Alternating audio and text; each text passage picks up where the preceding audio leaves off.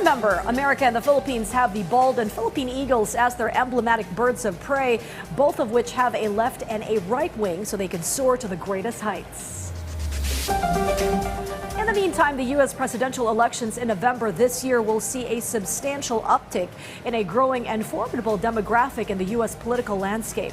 A 2 million surge in Asian American voters across the union from 4 years ago, according to the Pew Research Center. And Asian American lawmakers are scrambling to rock or get the vote out, as VOA's Scott Stearns lays it out in this report.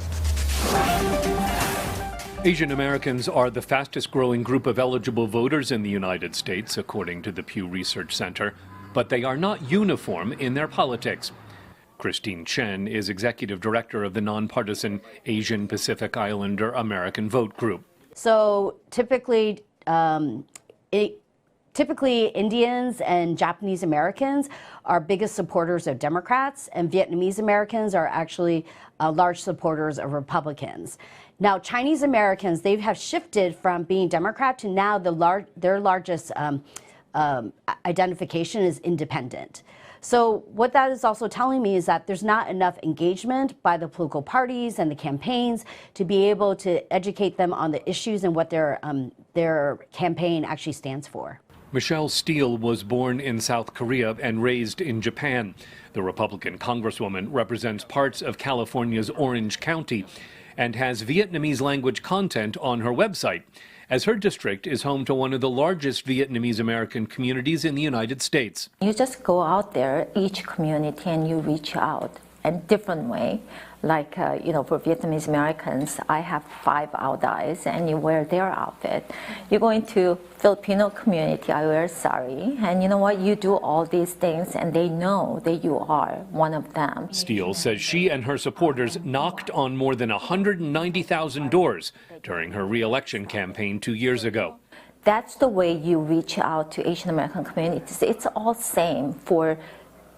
You know what, in my district, we speak 7 different languages, but they all say the same thing. That door-to-door campaigning is especially important for Asian voters, of whom more than 70% used mail-in ballots and early voting in 2020, according to Chen. It's because when you have a mail-in ballot, you can sit at your kitchen table, talk to your family and friends about the issues, about the candidates, and really be able to get the translation help and be able to not be under pressure to be able to figure out who you're going to vote for. The importance Republicans are placing on Asian American voters concerns Grace Meng, a Democratic U.S. Congresswoman who represents a district in the New York City borough of Queens. Well, I think there's been an increased sense of urgency lately because we have seen the Republican Party, some of their candidates doing that type of multilingual outreach. And so we've been saying to our own Democratic leaders and candidates, like, look, hey, we can't wait anymore.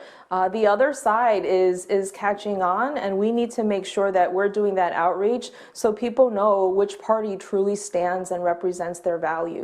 At the neighborhood Min Kwon Center for Community Action, Sandra Choi is Civic Participation Director. We work on it year after year. Here, building political power for immigrants, for Asian American immigrants, for working class communities, but especially for the 2024 election where there is so much on the line.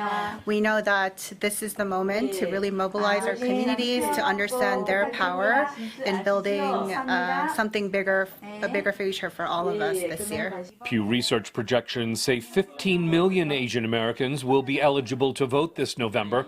More than half of them live in just 5 states: California, New York, Texas, Hawaii, and New Jersey. Scott Stearns, VOA News.